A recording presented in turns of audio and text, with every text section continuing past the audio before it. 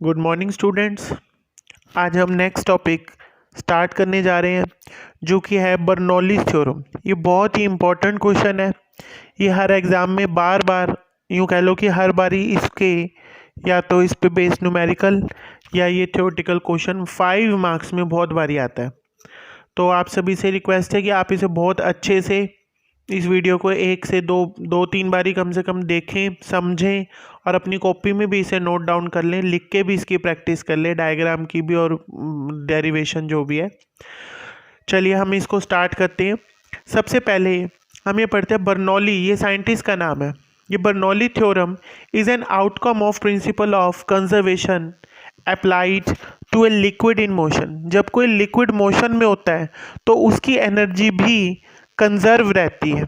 इस थ्योरम के माध्यम से यही बताया गया है कि कंजर्वेशन किसका, एनर्जी का। किसकी एनर्जी? लिक्विड इन मोशन, जो लिक्विड भी कैसा हो, मोशन में हो। जब लिक्विड के पास मोशन होती है तो उसके बाद 3 तरह की एनर्जी होती है। मैं बता रहा हूँ आपको कौन कौन सी। काइनेटिक एनर्जी, पोटेंशियल एनर्जी और इसके पास एक तीसरी एनर्जी भी होती है जिसको हम कहते हैं प्रेशर एनर्जी, कि लिक्विड का प्रेशर कितना है। इन तीनों का टोटल जो है वो कंजर्व रहता है। ये बर्नौलीज थ्योरम कहते हैं।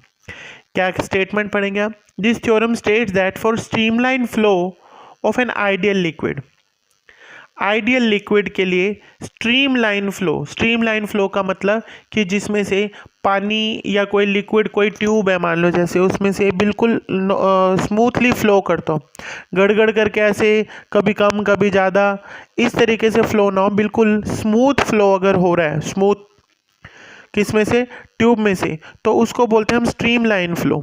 किसका हो रहा हो? Ideal liquid. आइडियल लिक्विड की डेफिनेशन है कि जो इनकम्प्रेसिबल हो और जो इरोटेशनल, नॉन विस्कस, गाढ़ा ना हो, मुड़ता ना हो, गोल गोल घूमता ना हो, सीधा सीधा आगे लिक्विड चलता हो।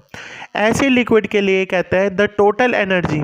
टोटल में कौन कौन आएगा? Sum of pressure energy, potential energy and kinetic energy per unit mass. और उसको देखेंगे per unit mass remains constant at every cross section throughout the liquid. हो ट्यूब का कोई भी क्रॉस सेक्शन, जैसे ये क्रॉस सेक्शन है, ये बड़ा दिखा रखा है हमने ए पॉइंट पर, और ये क्रॉस सेक्शन बी है जो कि छोटा है, यानी ये पाइप का मुंह यहाँ से छोटा है और यहाँ से पाइप का मुंह बड़ा है। इस वाले एरिया को जो शेड कर रखा है इसने, इसको बोलते हैं क्रॉस सेक्शन एरिया। अब हम इस डायग्राम को देखेंगे, डायग्राम के बारे में कंस्ट्रक्शन लिखेंगे कि वो कह रहा है लेट P1 क्या चीज़ है? Pressure applied on liquid A, liquid at A, यानी ए पॉइंट पर कितना यहाँ पे प्रेशर है? P1। इसी तरीके से ये जो बी पॉइंट है इस पे क्या है? Pressure P2। वेलोसिटी यहाँ कितनी है लिक्विड की? V1। और यहाँ वेलोसिटी कितनी है? V2।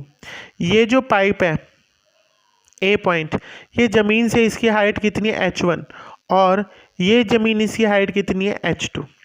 यानी कि P1 pressure, P2 at end B against which liquid is to move out. ये यहाँ पे वेलोसिटी है, यहाँ से लिक्विड आउट आ रहा है। ये डॉटेड लाइन में हमने ये दिखाया कि लिक्विड जो है यहाँ से फ्लो होता जा रहा है। फिर उसके बाद A1 A2 area of cross section है। यहाँ पे area of cross section A1 है और यहाँ पे area of cross section A2 है। हाइट होगी H1 H2, V1 होगी, V1 और V2 क्या होगी? वेलोसिटी होगी। एक वेलोसिटी V1 है तो यहाँ पर और V2 है तो यहाँ पर। अब हम इसको लिखेंगे कैसे? वो कहते हैं the mass of liquid crossing per unit per second through any cross section of the tube in accordance with the equation of continuity. देखो इक्वेशन ऑफ कंटिन्यूटी क्या कहती है? ये कॉन्सेप्ट क्या कह रहा है कि जितना लिक्विड इस ट्यूब के अंदर गया उतना ही तो बाहर आएगा। ऐसे तो हो नहीं सकता कि पानी ज़्यादा डाला और कम निकला, बीच में गायब कैसे होगा? तो यही कह रहा है कि जितना लिक्विड हमने इसमें से अंदर गया, भेजा, उतना ही यहाँ से बाहर आएगा। तो इसको कहते हैं हम इक्वेशन ऑफ कंटिन्यूटी। है इसका मैथमेटिकली हम इसको क्या कहते हैं कि area into velocity into density, यानी A1 V1 rho is equal to A2 V2 rho equal to M, mass के बराबर कांस्टेंट। जितना मास अंदर गया उतना ही बाहर मास आएगा। ये डेंसिटी दोनों में कॉमन है, अगर नीचे आ जाए तो ये वॉल्यूम भी कह सकते हैं कि जितना वॉल्यूम यहाँ पे एंट्री हुआ A पॉइंट पे उतना ही यहाँ पे B पॉइंट पे आउट आया। फिर हम कह रहे हैं कि now force on a liquid at cross section A. Force का फॉर्मूला होता है प्रेशर इनटू एरिया, क्योंकि प्रेशर का होता है फोर्स अपॉन एरिया, तो फोर्स का वहाँ से निकालिए प्रेशर इनटू एरिया। अब force of on the liquid at B, B पे भी सेम टू सेम इसी तरीके से क्या आ जाएगा P2A2। वर्क डन पर सेकेंड, वर्क किसके बराबर था फोर्स इनटू डिस्टेंस। फोर्स की जगह यहाँ से वैल्यू लिख ली फोर्स की, ये फोर्स की वैल्यू दे रखी थी, force is equal to P1A1 force into distance. Distance किसके बराबर आ गया, डिस्टेंस होता है velocity into time. Velocity v1 है, टाइम यहाँ पे दिख नहीं रहा, इनटू में यहाँ पे 1 का रखा है, यानी v1 इंटू 1, 1 यानी सेकेंड, एक सेकेंड में v1 वेलोसिटी चली, तो डिस्टेंस ही तो हो गया, ये आ गया P1A1 v1। Area into velocity, 2 dimension area में, एक ये डिस्टेंस, 3 हो गई, तो ये क्या बन गया वॉल्यूम। ये था P1। दोबारा देखेंगे, A1 इंटू V1, ये एरिया और ये डिस्टेंस है। डिस्टेंस क्यों है, क्योंकि वेलोसिटी इंटू टाइम है, और टाइम यहाँ पे 1 सेकेंड दिखा नहीं रखा, इंटू 1 आप लिख सकते हो। तो ये क्या आ गया P1 into V. Same to same work done कितना होगा B पॉइंट पे, वो कितना आ जाएगा P2 इंटू वी। इसी तरीके से P2A2 V2, जैसे यहाँ पे था P1A1 ये फोर्स है, ऐसे यहाँ पे फोर्स कितनी है P2A2 इंटू इसकी V2। अब नेट वर्क डन निकालना होगा तो क्या करेंगे, इन दोनों को माइनस कर देंगे, फाइनल माइनस पहले। अच्छा ये देखो नेट वर्क डन होगा, जो वर्क डन यहाँ पे ज़्यादा करना पड़ेगा निकलने के लिए कम, क्योंकि इसकी हाइट कम है, पानी को अब चढ़ के ऊपर जाना है, यहाँ वर्क डन ज़्यादा है, तो पहले वाले में से दूसरे वाले को माइनस कर दें। इसी तरीके से वो कहते हैं लिक्विड जो है वो H1 से कहाँ चला गया H2 हाइट पर, तो उसकी वेलोसिटी इंक्रीज होगी V1 से V2। इंक्रीज कैसे होगी, ऊपर जाने पर ये जो पाइप का मुंह है छोटा है, जैसे आपने कभी नोटिस किया होगी पाइप के आगे जब आप फिंगर रख लेते हो तो पानी बहुत दूर तक जाता है, ऐसे इसका एरिया कम है, इसका एरिया कम है तो ये पानी बहुत दूर तक जाएगा, और दूर तक जाएगा तो ये किसके बराबर हो जाएगा, increase in potential energy.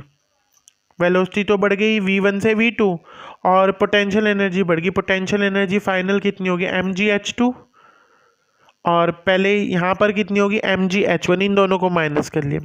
Same to same ऐसे हमने कर लिया kinetic energy percent, kinetic energy final minus initial, final किसके बराबर है हाफ mv2 का स्क्वायर माइनस हाफ mv1 का स्क्वायर। अब प्रिंसिपल ये कहता है एनर्जी कंजर्वेशन का कि वर्क जो होता है वो किसके बराबर होता है एनर्जी के, तो यहाँ पे हमने वर्क डन पर second on liquid by pressure energy को बराबर रख दिया increase in potential plus kinetic. A left side पे तो वर्क डन रखे हैं और राइट साइड पे काइनेटिक। ये देखो ये वर्क डन निकाला था इक्वेशन नंबर 1, ये हमने पोटेंशियल एनर्जी निकाली थी 2, और ये निकाला था चेंज इन काइनेटिक एनर्जी, तो 1 को बराबर रख दिया 2 + 3 के यहाँ पर। फिर उस ये सारी वैल्यूज़ हमने यहाँ से लिखी है, बस इसको यहाँ लिखा है इक्वेशन नंबर 1 को, और ये 2 को इधर प्लस 3 को इधर। फिर उसके बाद जिनके सफिक्स में 1 है, जैसे P के नीचे यहाँ 1, यहाँ पे mgh1, यहाँ पे हाफ mv1², इनको एक साइड ले आए और 2 नंबर वालों को एक साइड, जिनके नीचे सेकंड है, क्योंकि 1 नंबर जिनके नीचे लिखा हुआ है सफिक्स में वो सारी वैल्यूज़ हैं यहाँ की A पॉइंट की, और 2 नंबर वाली सारी वैल्यूज़ है किसकी B पॉइंट की। इसी के बाद अब हम देख रहे हैं कि डिवाइडिंग थ्रू आउट m से हमने सबको डिवाइड कर दिया, P1V के नीचे m, इसके अंदर था mgh1, यहाँ m डाला था, m से m कट चुका है दिख नहीं रहा, बच गया क्या है gh1, ऐसे हाफ V1 का स्क्वायर इज इक्वल टू ऐसे ही आ गया।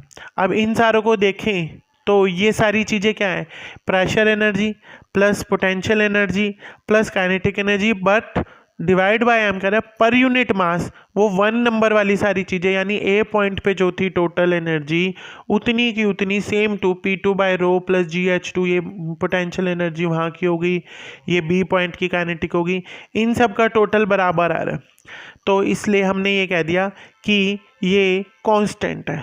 क्या चीज़, तीनों एनर्जी का सम जो है वो कांस्टेंट है। पहली कौन सी है, प्रेशर एनर्जी पर यूनिट मास है, पर डिवाइड बाय एम, दूसरी पोटेंशियल एनर्जी, तीसरी काइनेटिक एनर्जी, ये तीनों मिलकर के इनका टोटल जो है वो एक आइडियल लिक्विड, आइडियल मतलब बताया था शुरू में डेफिनेशन की, जो क्या कहते हैं इनकम्प्रेसिबल है, इरोटेशनल है, वो उनके लिए आइडियल लिक्विड के लिए ये सारी चीज़ें क्या मानी गई, कांस्टेंट मानी गई। तो आपने ये बॉक्स तक यहाँ तक इसका फाइनल रिजल्ट यहाँ तक करना है।